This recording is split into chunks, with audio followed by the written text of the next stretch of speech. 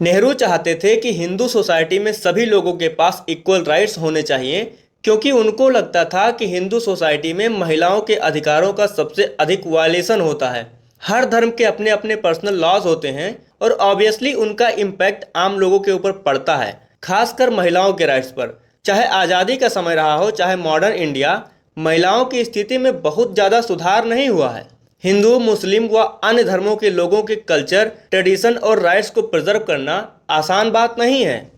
नमस्कार दोस्तों, मैं अरविंद कुमार पांडे और आज हम इस वीडियो में बात करेंगे कि क्या सिर्फ हिंदू धर्म में ही सबके पास समान अधिकार होने चाहिए, जैसा नेहरू कह रहे थे। क्या सिर्फ हिंदुओं के पर्सनल लॉज में ही सुधार करने की जरूरत थी, बाकी सभी धर्मों के पर्सनल लॉज में कोई कमी नहीं थी। उसके बाद हम आगे बात करेंगे हिंदू कोड बिल और यूसीसी के बारे में कि दोनों के क्या मायने हैं और इंडिया या इंडियन सोसाइटी के लिए कौन सा बिल सही है, हिंदू कोड बिल जो कि पार्लियामेंट में पास ही नहीं हो सका था, या यूनिफॉर्म सिविल कोड जिसको कि लागू कराने की बात चल रही है। तो चलिए एक्चुअल में समझने की कोशिश करते हैं कि ये हिंदू कोड बिल आखिर था क्या, जो नेहरू की लाख कोशिशों के बावजूद भी पास नहीं हो पाया था। तो देखिए, 1938 के बाद से ही नेहरू इंडिया में सोशल रिफॉर्म करना चाहते थे और वो सोशल रिफॉर्म सिर्फ हिंदू सोसाइटी के लिए ही चाहते थे, क्योंकि इनको सिर्फ इसी सोसाइटी में कमियां दिखाई दे रही थीं।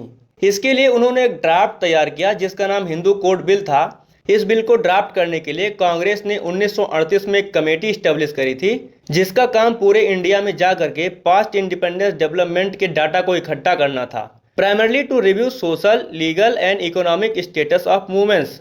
उसके बाद सब कमेटी बनाई गई जिससे इंडिया में वुमेन्स के सोशल और लीगल स्टेटस को पता लगाया गया।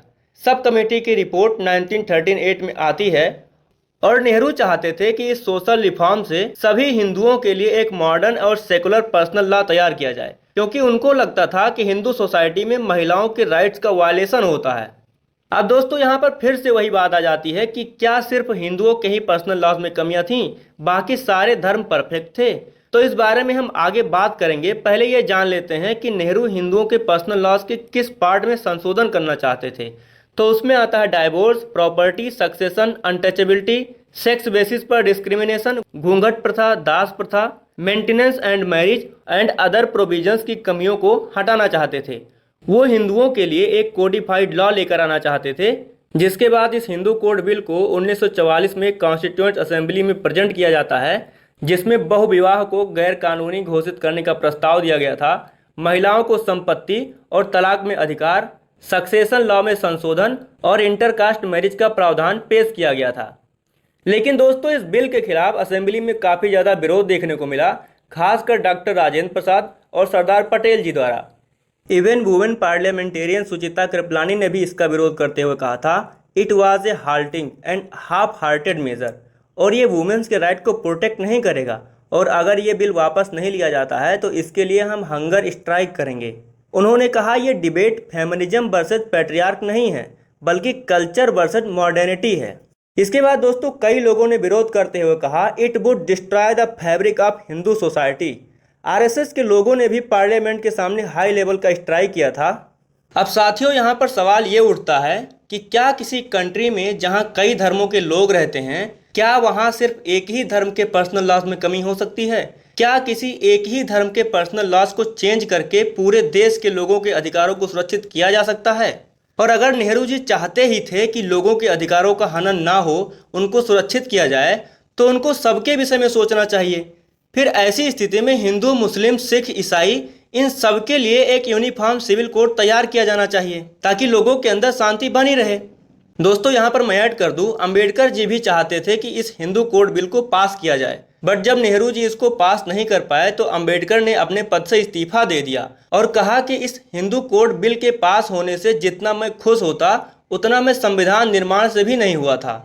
खैर, काफ़ी विरोध के बाद ये बिल पास नहीं हो पाया और अंततः इसको 1952 में 4 सेपरेट पार्ट में डिवाइड कर दिया गया, मैरिज, सक्सेशन, गार्जियनशिप और अडॉप्शन। फिर 1952 के इलेक्शन के बाद इसको 1955 और 56 में Hindu marriage act, Hindu minority and guardianship act, Hindu succession act, Hindu adoption and maintenance act के नाम से 4 एक्ट को पारित किया गया। साथियों, क्या इस हिंदू कोड बिल से भारत एक मॉडर्न सेकुलर स्टेट बन पाता?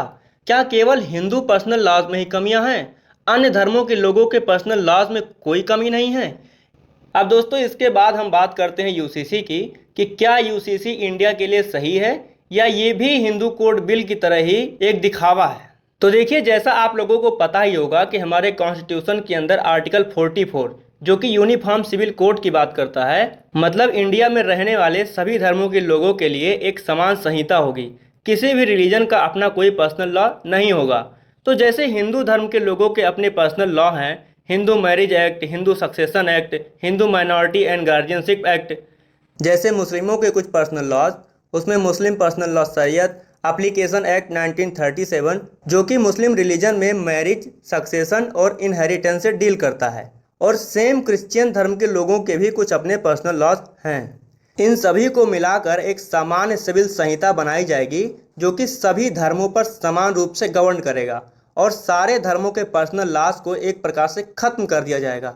और इसका मेन फोकस सभी धर्मों में महिलाओं के अधिकारों में सुधार करना होगा, क्योंकि अगर आप देखेंगे तो हमारे समाज में महिलाओं को काफ़ी पीछे रखा गया है। उदाहरण के लिए मुस्लिम्स में पुरुषों को 4 शादियां करने का अधिकार है, डाइवोर्स में भी अधिकार पुरुषों के हाथ में ही है, और इनहेरिटेंस, मेंटेनेंस और सक्सेशन, इन सभी जगह मुस्लिम पुरुषों के पास कुछ स्पेशल राइट्स हैं। लेकिन महिलाओं का क्या? उनके साथ इतना गलत क्यों? क्या महिलाओं के पास समान अधिकार नहीं होने चाहिए? वहीं इसमें कई और बिंदु भी हैं, जैसे एडॉप्शन करने के प्रोसीजर में सुधार होगा, मेंटेनेंस के नियम में सुधार होगा, क्योंकि जहां हिंदू कॉमन लॉ महिला और पुरुष दोनों को मेंटेनेंस का अधिकार देता है, वहीं मुस्लिम लॉ में पुरुषों को मेंटेनेंस लेने का कोई प्रावधान है ही नहीं।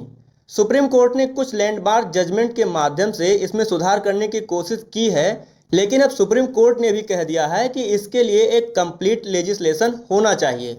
सरला Mudgal versus Union of India के केस में सुप्रीम कोर्ट ने बाइगेमी को अनकॉन्स्टिट्यूशनल बताया था।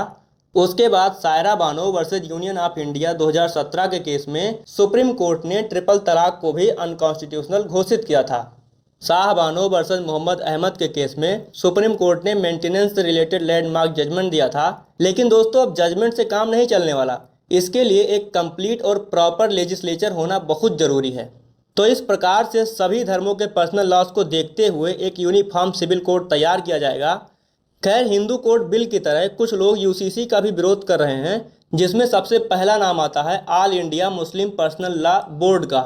असदुद्दीन ओवैसी जैसे नेता यूसीसी को क्रिटिसाइज करते हुए कहते हैं कि इंडिया में इसकी कोई आवश्यकता ही नहीं है। वहीं कुछ लोगों का मानना है कि यूसीसी से केवल मुस्लिम धर्म का ही नुकसान होगा, राइट टू रिलीजन खतरे में आ जाएगा, और यूसीसी से केवल मुस्लिम को ही टारगेट किया जा रहा है। तो साथियों, हिंदू कोड बिल और यूसीसी दोनों को क्रिटिसाइज करने वाले लोग भी हैं और सपोर्ट करने वाले भी। अब आप लोगों को देखना है कि क्या हिंदू कोड बिल सही था, जो कि केवल एक ही धर्म के पर्सनल लॉ से जुड़ा था? क्या किसी एक ही धर्म के कानून में सुधार करके पूरे देश की महिलाओं की स्थिति को सुधारा जा सकता है, या सभी धर्मों के पर्सनल लॉज को देखते हुए सभी के अधिकारों को सुरक्षित करना चाहिए एक यूसीसी जैसा कानून लाके? आप अपने विचार कमेंट सेक्शन में जरूर बताइए। मिलते हैं नेक्स्ट वीडियो में, तब तक के लिए जय हिंद, जय भारत।